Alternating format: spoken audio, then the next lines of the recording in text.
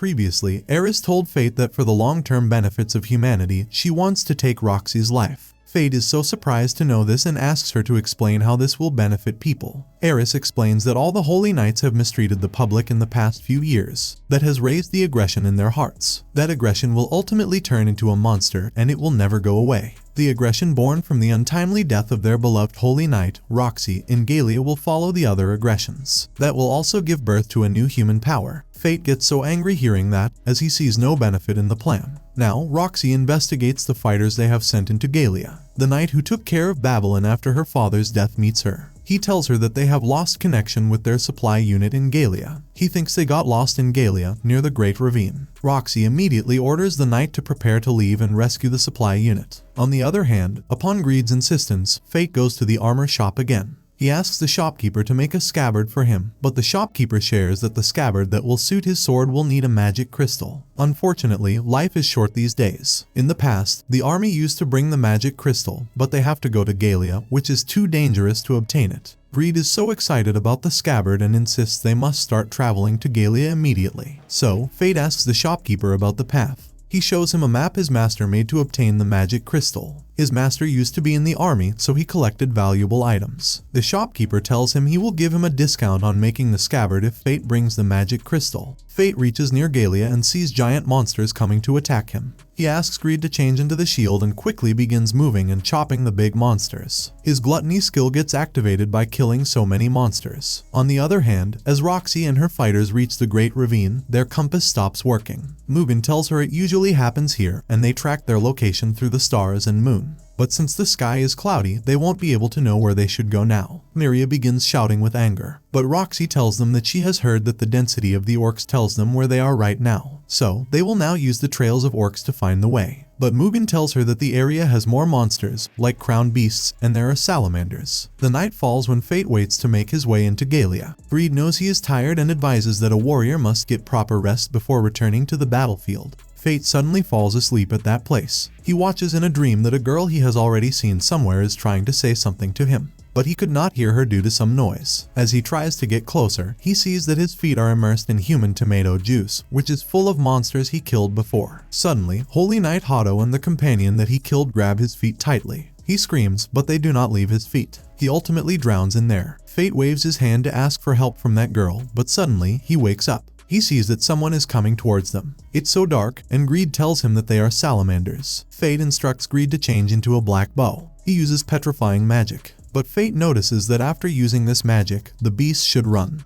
But they do not turn away. They keep coming towards them. On the other hand, Roxy and her royal knights set up camp to spend the night. Suddenly, they are surrounded by salamanders. They begin throwing fire through their mouths. Roxy begins searching for Northern, but the fire had already caught him. On the other hand, Miria gets so angry that she comes in front of the salamanders to kill them with the help of a magic sword. At the same time, Salamander throws fire and Miria falls. Roxy comes towards her while Salamander looks at both of them. Suddenly, someone stops the Salamander's attack using the shield. Roxy is so surprised to see that it's corpse. Fate uses the sharp edge technique to kill the salamanders, while Mugen appreciates his powers. Afterward, they thank him for his help in a difficult situation. But Miria is not thankful and shows arrogance. While Mugen scolds her and introduces each of them to Fate, Fate tells them he is noticing another strange thing here. He shows them the mark on the dead salamander. The pattern says that they are working for one boss. On the contrary, crowned beasts do not work for anyone. He is suspicious that they are all targeting only Roxy. Northern is worried that Galia will have more dangerous beasts. Finally, the time comes when Roxy and her knights have to leave to find the supply unit. Roxy appreciates Fate's help, and Mugen also admires that he helped her in a timely manner. But when Roxy extends her hand to shake it with Fate's hand, suddenly Miria holds his hand, and due to the contact, Fate's telepathy skill activates. He hears Miria thinking that she should protect Lady Roxy, and he must not think highly of himself.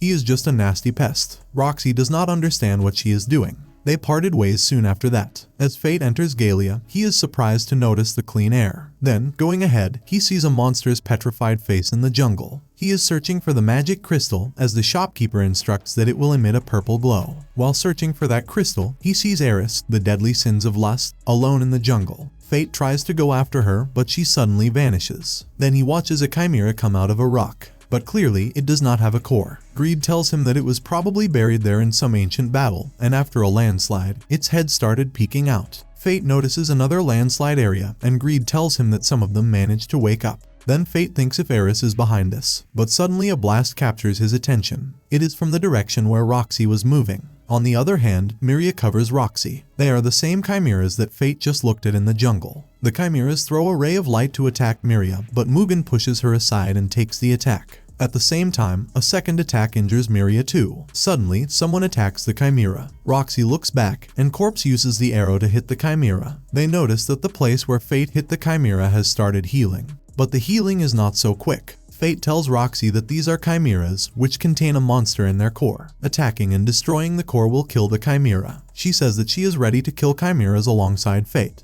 They begin moving towards the chimera. Suddenly, the chimera makes a purple ring and creates a blast surrounding itself. Fate activates the fire resistance skill and moves forward. The chimera covers its core to protect itself, but Fate gets near the chimera and attacks its legs, causing the chimera to become unbalanced, and its core becomes unprotected. Fate tells Roxy to hit the core, and as Roxy attacks its core, it kills the chimera. At the same time, the other chimera throws fire from its mouth and attacks Miria, but she uses Flabberg's flame through her sword to deflect the chimera's flames. At the same time, Fate asks her to let him handle the chimera. Miria goes to Mugen, and Roxy tells her to get others to safety. Meanwhile, she and Fate will kill the chimera. To destroy this chimera, they do the same. Fate brings out his scythe and attacks its legs, and Roxy attacks the core, killing it using the techniques that Aron taught her. There is still another chimera left to kill. It throws fire from its mouth. Roxy looks a bit tired, but they still attack the chimera. However, the chimera jumps in the air, and Fate tells Roxy to attack it when it lands on the ground.